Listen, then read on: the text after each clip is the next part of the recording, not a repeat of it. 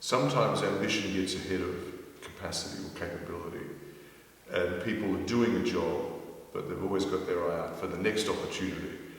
What I look for, and what I know is respected, is substance. Doing the job you're doing to the best of your ability, that can actually be extremely valuable in career development.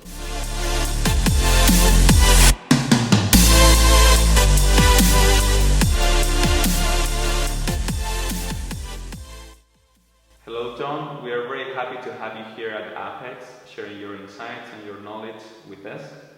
Oh, I was super excited to be here.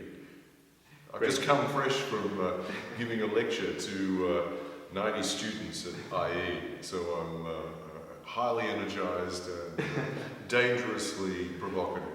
Great, that's what we want. Okay, that's great. So the first question would be, what role do you think that young employees, and in particular entry-level professionals, have at the organization, the International Chamber of Commerce? Right. Well, I mean, they wouldn't be hired unless they were going to create value for the organization. I, by the way, don't use the term young or old, because there's a danger sometimes, particularly when you say young employees, that you actually forget that often they're 25 or 26, they're actually adults, and I never like to, it's called infantilize people. Mm-hmm. So entry-level employees, they're only there because there's an opportunity, they're clearly aligned to what the organisation wants. The issue for them and for the organisation is, have we both sorted out whether our values align? Mm-hmm. Because there's no point in working for an organisation unless it reflects your values or is going to support it. You're just going to be unhappy despite the paycheck. Great. We were also asking some of the trainees that work at my firm, and they were all very curious about this following question. How do you perceive talent? How do you identify talent in a young professional? That's very interesting, actually.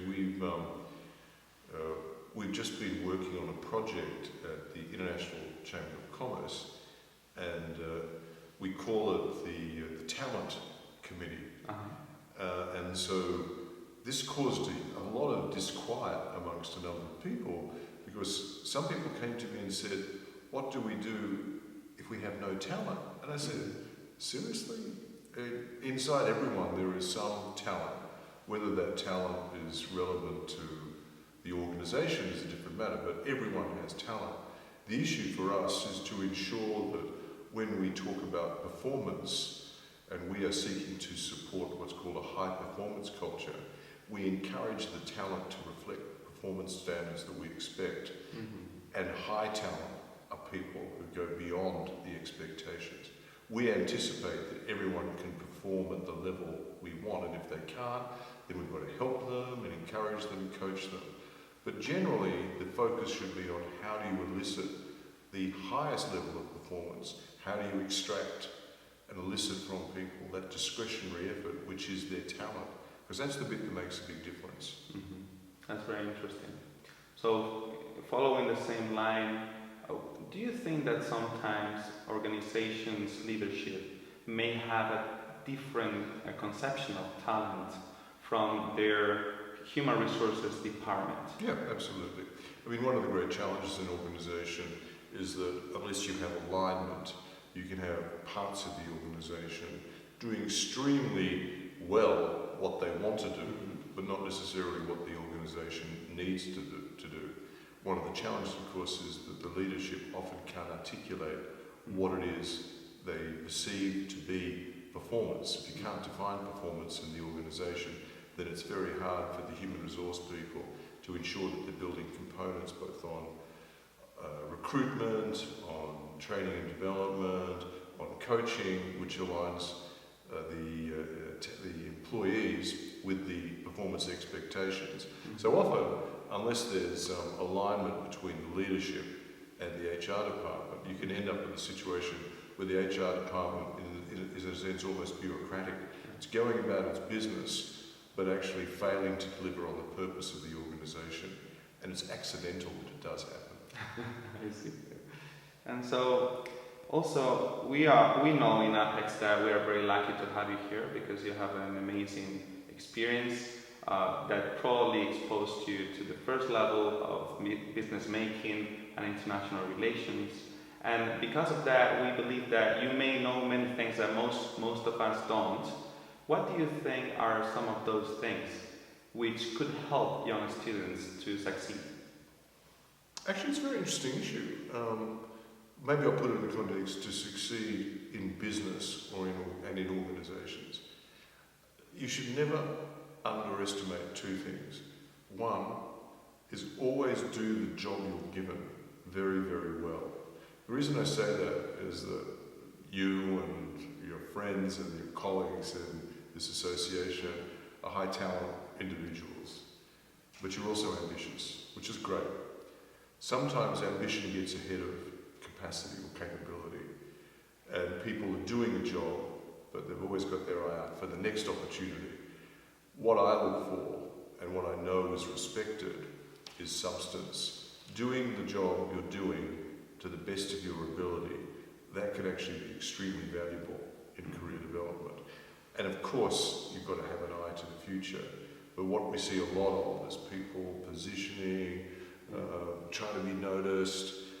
Those people, I respect ambition, we call it pushiness, but I do respect substance. Charm can get you so far, but substance will get you through in the end. The other is, don't forget that relationship skills are extremely important. Having an open relationship style is very important because most business engagements, most organisational opportunities are actually relationship opportunities. Can people really empathise with you? Do you really see the world from their position? Do you understand what's driving them? So that if you're a service provider like a lawyer, you can actually help them. Do you really care about your client? These are relationship skills. And a lot of people think, well, I'm just a genius, they should just listen to me. Well, it doesn't quite work that way. They'll often just put you in a box and say, you're a boffin and I'll go to you when I need you. But the problem is, because you want to be in business, you want them to actually want to engage with you. So how do you create that kind of relationship? And that's what I call an open relationship skill. It's genuinely caring about the person whom you're serving. And frankly, genuinely caring, be empathetic to your colleagues. Relationship skills are highly undervalued, I think. Yes. I think so too. And also, looking at your bio, even if you do it quickly, you suddenly realize that you had a very impressive career, starting as an Australian diplomat, following up with joining one of the leading Australian law firms and acting as its CEO, and currently acting as a Secretary General of the International Chamber of Commerce. What are the skills, the top skills that you think helped you the most along your career? Well, maybe I'll put it a little bit differently. I think the qualities that have been most helpful to me are quite personal qualities, and actually I relate them very much even to my children. What I didn't know, and what I think is actually critical, is the ability to motivate yourself. Self-motivation is a hugely underrated capability, because not everything runs the way you want it to. And sometimes there are kind of dark moments in your life, and sometimes you make bad choices. But if you rely on your external world to be the motivation to excite you, okay, I'm not happy here, I'll go get another job somewhere else, it'll be more fun. Maybe sometimes you need to sit and reflect and say, maybe the issue isn't the job, maybe it isn't the environment, it's me. Maybe I need to change, maybe the challenge here is for me to motivate myself. And I must say, one of the challenges, I'm a father of 3 kids, one of the things that makes me sleep at night more comfortably is not knowing my kids are going to be lawyers or doctors. It's the fact that I know they can motivate themselves. Because I know in a way that means they'll be okay. They'll keep pushing through. And the other element, and it is a positive, but sometimes it sounds like it's a complex quality to have, you've just got to be resilient. You know, it's a long life. Yes, it is. It's a long life. If you're lucky. People often say to me, how are you going? And I say, I'm enduring. But I mean that in a funny way. I am continuing. I am pushing along. And also, as a leader, one of your jobs is actually to push the organisation, push it forward, provoke it to do more. You can't allow inertia to ever take over. Perfect. And unfortunately, our time is coming to an end, so I will ask you the final question. It's a more generic. What do you think you could advise to a law student who would like to pursue a career in business law? Well, understand your motivations. Are you doing it for the money? Are you doing it because you love law? Are you doing it because you really want to help businesses? You really have that kind of calling. You've got to work that out. I mean, frankly, you can do something for the money. I'm not criticizing, and that'll be a particular kind of firm you might want to go to, or a particular set of compromises you'll make. If you really love the law, you'll make a different choice. You may make the same choice, but you'll do it for different motivations. And if you really want to help people, if you really want to serve those businesses and be the best lawyer you can, it's a different kind of motivation. I think you've really got to work out what is your motivation. And frankly, it may change over time. You may think for the first part of your career, what I really want to do is just learn to be a great lawyer.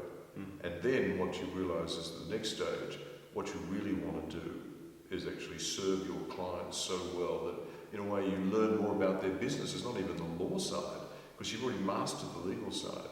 So then you're keeping up your training in law, but then you're learning about, well, how does this industry work in which my clients operate? How can I learn about that to help them? And then the last bit is, look, I need to make some money. And some people rush to the last bit first, when actually, if you go through the first two bits, you might actually make more. That's what you want. It's a good end. Thank you. Thank you very much. Thanks, Jose. Good to see you. Great to see you.